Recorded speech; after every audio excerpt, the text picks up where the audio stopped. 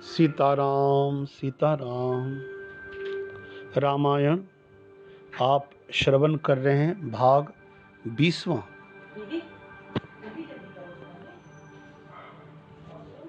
जिस नगर में स्वयं जगदम्बा ने अवतार लिया, क्या उसका वर्णन हो सकता है। वहां रिद्धि सिद्धि संपत्ति और सुख नित्य नए बढ़ते जाते। बारात को नगर के निकट आई सुनकर नगर में चहल पहल मच गई, जिससे उसकी शोभा बढ़ गई। अगवानी करने वाले लोग बनाव श्रृंगार करके तथा कई तरह की सवारियों को सजाकर आदर सहित बारात को लेने चले। देवताओं के समाज को देखकर सब मन में प्रसन्न हुए और विष्णु भगवान को देखकर तो बहुत ही सुखी हुए। हरे देख अति भय सुखारी।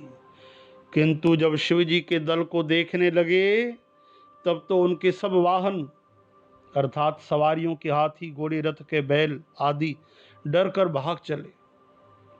कुछ बड़ी उम्र के समझदार लोग धीरज धर कर वहां डटे रहे। लड़के तो सब अपने प्राण लेकर भागे।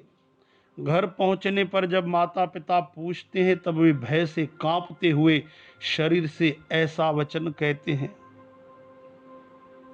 क्या कहें, कोई बात कही नहीं जाती। ये बारात है या यमराज की सेना।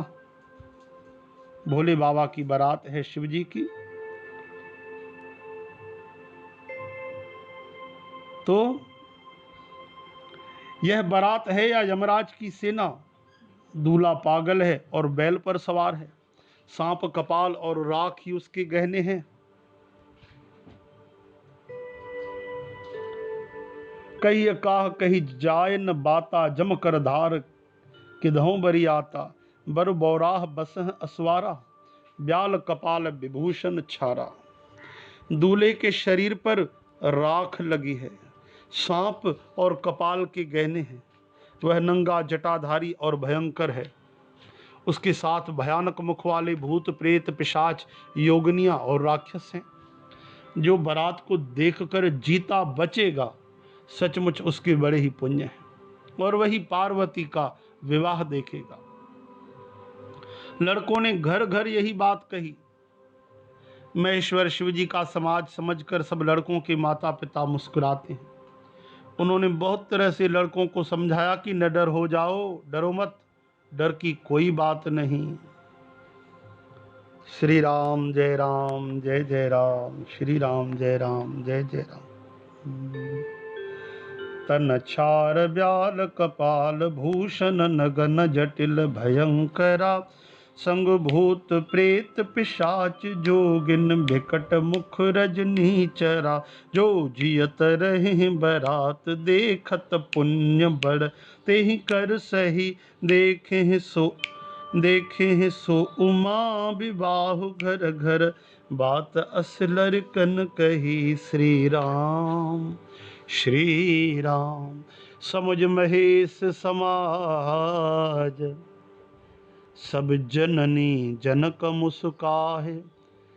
बाल बुझाए विविध विधि, निडर हो डरना है। सियावर राम चंद्र की जय।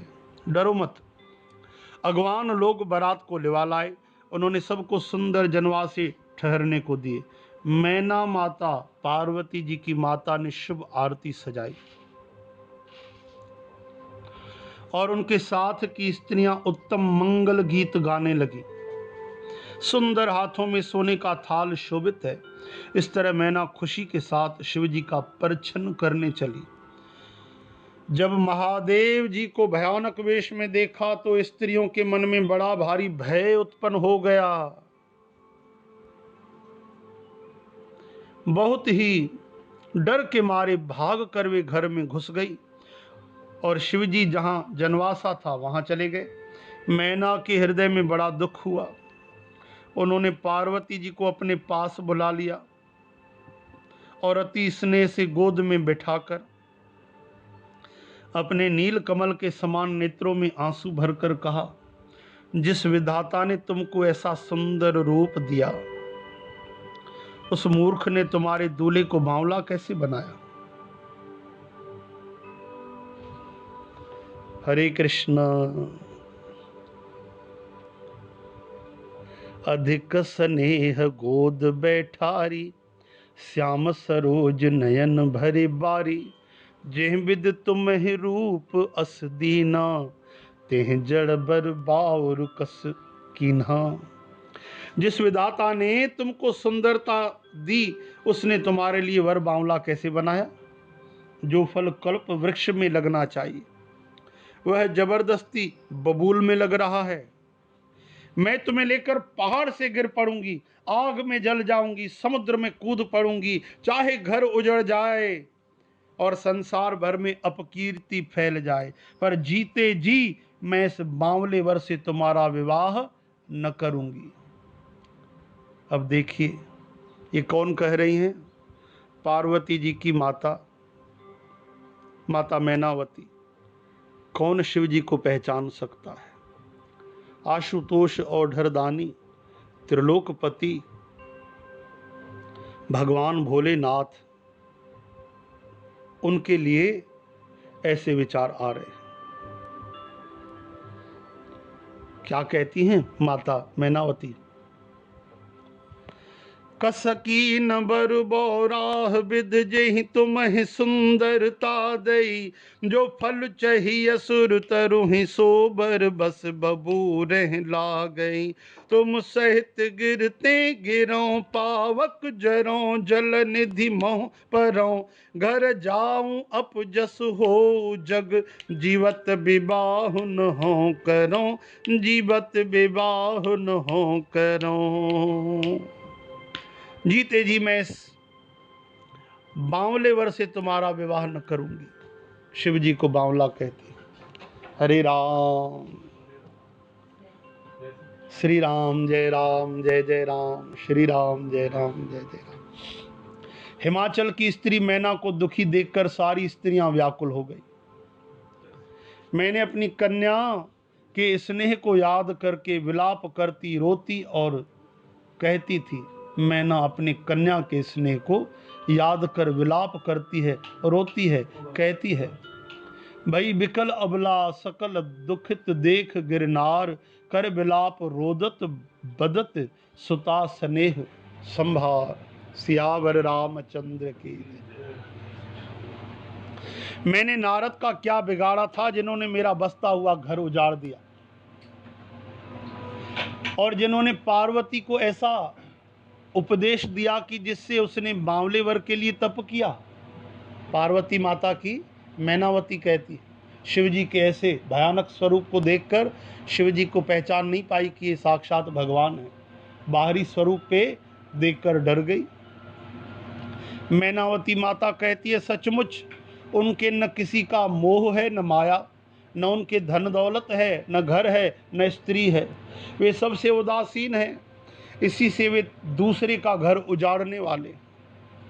उन्हें न किसी की लाज है न डर है, भला बांझ स्त्री प्रसव की पीड़ा को क्या जाने। ये नारद जी के लिए कह रही हैं कि नारद जी ने ही ऐसा घर बताया था जिसका कोई घर ही नहीं।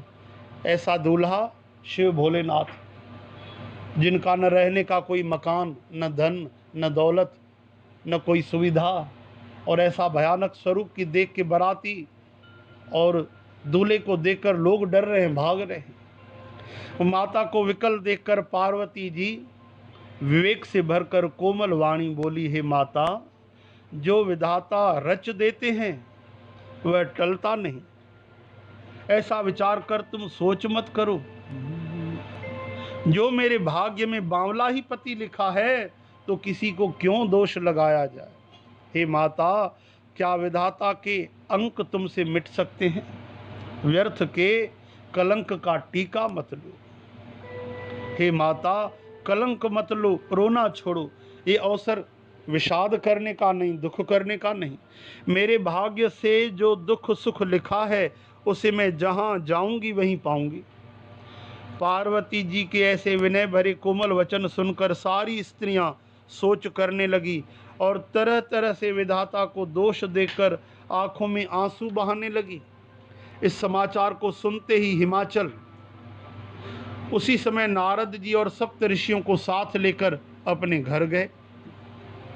तेहि अवसर नारद सहित अरु ऋषि सप्त समेत, समाचार सुन तुहिन गिरि गवने तुरत निकेत, सियावर रामचंद्र की जय।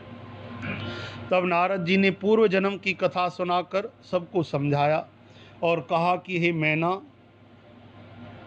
तुम मेरी सच्ची बात सुनो। तुम्हारी यह बेटी साक्षात जगत जननी भवानी है। बोलो जगत जननी भवानी मैया की जय। क्योंकि वो उनको साधारण कन्या समझ रही थी। अरे ये साधारण कन्या नहीं, ये छोटी सी कन्या ही नहीं, सारे जगत की माता हैं।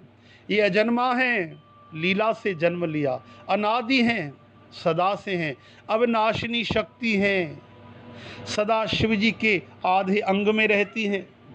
ये जगत की उत्पत्ति पालन संहार करने वाली हैं और अपनी इच्छा से ही लीला शरीर धारण करती हैं।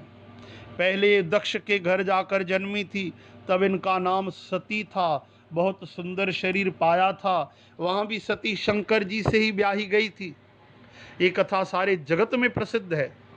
एक बार इन्होंने शिव जी के साथ आते हुए रास्ते में रघुकुल रूपी कमल के सूर्य श्री रामचंद्र जी को देखा।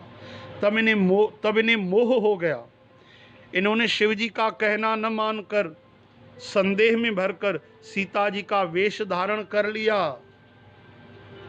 सती जी ने जो सीता जी का वेश धारण किया, उसी अपराध के कारण शंकर जी ने उनको त्याग दिया। परीक्षा लेने के लिए सती जी ने सीता जी का रूप इसलिए धारण किया कि राम जी जो बन बन में रो रहे हैं, हा सीता व्याकुल हो रहे हैं, ये भगवान होकर इतने दुखी हैं, इनको धैर्य नहीं, मोह है, इसलिए परीक्षा ली। लेकिन रूप सीता जी का बनाया तो शिव जी ने सोचा कि सीता जी तो मेरी माँ हैं, मेरी माता हैं, और पत्नी ने माँ का रूप धारण किया, इसलिए शिव जी ने मानसिक त्याग कर दिया। केवल कथा सुनाते थे। फिर शिव जी के वियोग में अपने पिता के यज्ञ में जाकर वहीं योग की अग्नि से भस्म हो गई। अब इन्होंने तुम्हारे घर जन्म लेकर अपने पति के लिए कठिन तप किया है, ऐसा जानकर संदेह छोड़ दो। पार्वती जी तो सदा ही शिव जी की पत्नी है, प्रिया है, अर्धांगिनी है। तब नारद जी के वचन सुनकर सबका विषाद मिट गया और क्षण भर में यह समाचार सारे नगर में घर घर फैल गया।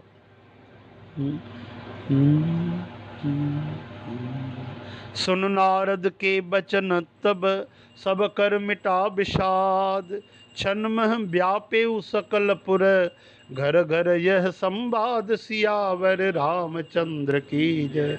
तब मैना और हिमवान आनंद में मगन हो गए। उन्होंने बार बार पार्वती जी के चरणों की वंदना की। स्त्री, पुरुष, बालक, युवा, वृद्ध, नगर के सभी लोग बहुत प्रसन्न हुए। नगर में मंगल गीत गाए जाने लगे। सबने तरह तरह के सोने के कलश सजाए।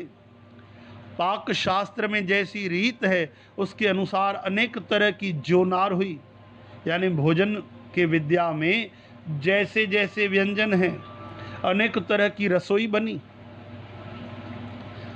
जिस घर में स्वयं माता भवानी रहती हो, वहाँ की भोजन सामग्री अर्थात जोनार, उसका वर्णन कैसे किया जा सकता है।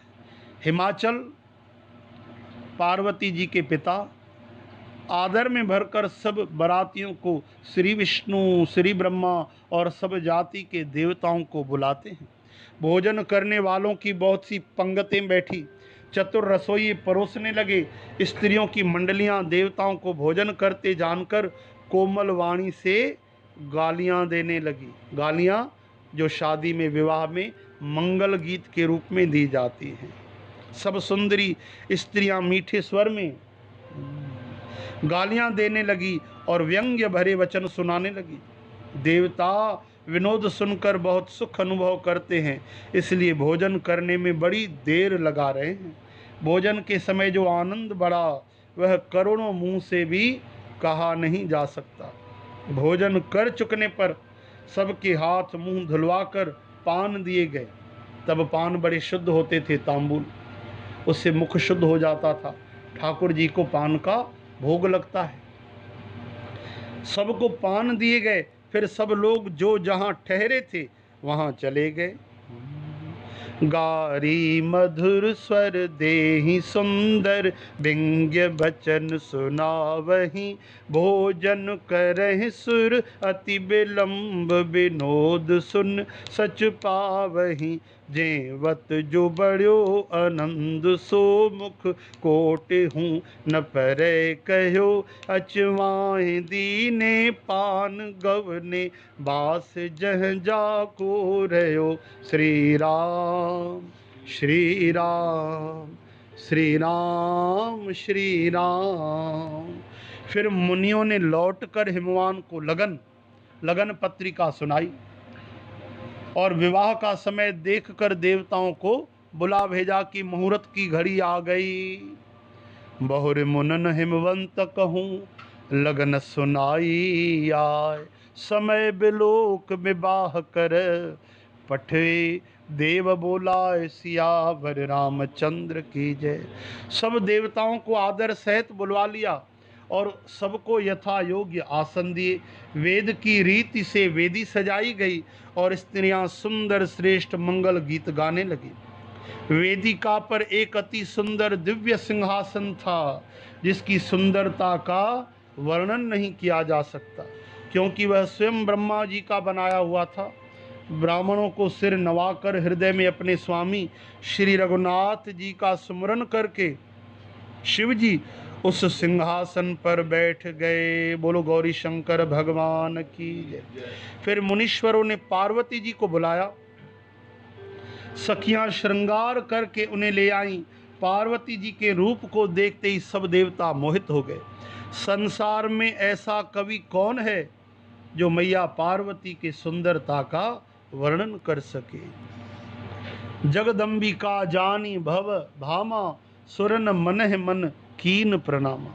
पार्वती जी को जगदम्बा और शिव जी की पत्नी समझकर देवताओं ने मन ही मन प्रणाम किया। भवानी जी की सुंदरता आखिरी सुंदरता की सीमा है, करोड़ों मुखों से भी उनकी शोभा नहीं कही जा सकती। जगत जननी पार्वती मैया की महान शोभा का वर्णन करोड़ों मुखों से भी करते नहीं बनता। वेद, शेष जी और सरस्वती मैया तक उसे कहते हुए संकोच करते हैं, तब मंद बुद्धि तुलसी किस गिनती में है। तुलसीदास जी कहते हैं, सुंदरता और शोभा की खान माता भवानी मंडप के बीच में जहाँ शिवजी थे वहाँ गई। वे संकोच के मारे पति शिवजी के चरण कमलों को देख नहीं सकती, परंतु उनका मनरूपी भौरा तो वहीं रसपान कर रहा है। मुनियों की आज्ञा से शिवजी और पार्वती जी ने गणेश जी का पूजन किया। मन में देवताओं को अनादि समझकर कोई इस बात को सुनकर शंका न करे। कैसी शंका कि गणेश जी तो शिव पार्वती जी की संतान हैं, बेटे हैं, और अभी तो पार्वती मैया शिव जी की शादी हो रही है।